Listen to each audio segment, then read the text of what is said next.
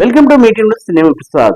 BRS party పైన కాంగ్రెస్ పైన తీవ్ర విమర్శలు చేశారు బీజేపీ నాయకులు. కేంద్ర మంత్రి కిషన్ రెడ్డి గారు తెలంగాణలో నిండా ముంచారు కేసీఆర్. 10 ఏళ్ల పాలనలో దోచుకొని దాచుకున్న సంపద కోసం ఈ రోజు కుటుంబ సభ్యులు గొడవలు పడుతూ ఉన్నారు.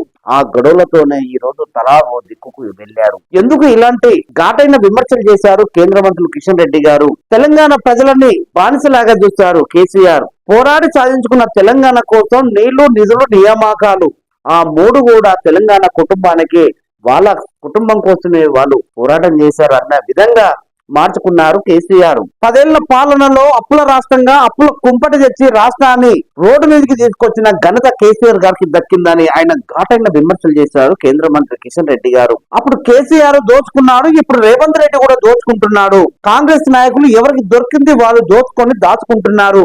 ఎందుకు బీఆర్ఎస్ పార్టీ పైన, కాంగ్రెస్ పార్టీ పైన కేంద్ర మంత్రులు కిషన్ రెడ్డి గారు ఘాటైన విమర్శలు చేశారు. నీళ్లు, నిధులు, నియామకాల పేరుతోనే రాష్ట్రాన్ని అప్పుల కుంపటిగా మార్చిన నాయకులు పార్టీలు. అప్పట్లో బీఆర్ఎస్ పార్టీ, ఇప్పట్లో కాంగ్రెస్ పార్టీ చేస్తున్న ఘనత ఒక వేదిక పైన కేంద్ర మంత్రి కిషన్ రెడ్డి గారు ఘాటుగా ప్రభుత్వాలని విమర్శించారు. తెలంగాణ ప్రజలంతా కేసీఆర్ గారికి, కేసీఆర్ కుటుంబానికి బానిసలుగా చూశారు తెలంగాణ ప్రజలను అని కేంద్ర మంత్రి కిషన్ రెడ్డి గారు చెప్పుకొచ్చారు. ఎందుకు ఇలాంటి మాట అనాల్సి వచ్చింది? గతంలో ఎక్కడ బీఆర్ఎస్ పార్టీని గానీ, బీఆర్ఎస్ నాయకులను గానీ కిషన్ రెడ్డి ఎక్కడ కూడా వ్యతిరేకించలేదు. స్థానిక ఎన్నికల ముందు తర్వాత కూడా బీఆర్ఎస్ పార్టీని ఎక్కడ విమర్శించలేదు. ఎన్నికలు అయినప్పటికీ, రిజల్ట్ వచ్చినప్పటికీ ఈ రోజు ఒక వేదిక పైన కిషన్ రెడ్డి గారు ఘాటైన విమర్శలు చేశారు బీఆర్ఎస్ నాయకుల పైన, కేసీఆర్ కుటుంబం మీద. దోచుకున్న సంపద కోసమే ఈ రోజు కుటుంబ సభ్యులు గొడవలు పడుతున్నారు.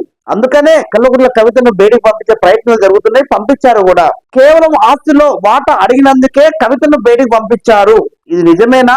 ఎందుకు కిషన్ రెడ్డి ఇలాంటి వ్యాఖ్యలు చేస్తున్నాడు? రాష్ట్రాన్ని గాలికి వదిలేసి రాష్ట్ర సంపదని దోచుకుంటున్నారు. అటు కాంగ్రెస్ కావచ్చు, ఇటు బీఆర్ఎస్ కావచ్చు. ఎందుకు బీజేపీ నాయకులు బలంగా విమర్శలు చేస్తున్నారు? కిషన్ రెడ్డి చేసిన వ్యాఖ్యలపై బీఆర్ఎస్ నాయకులు ఎలా స్పందిస్తారో చూడాలి. చూస్తూనే ఉండండి మీటింగ్ న్యూస్. నేను ప్రసాద్.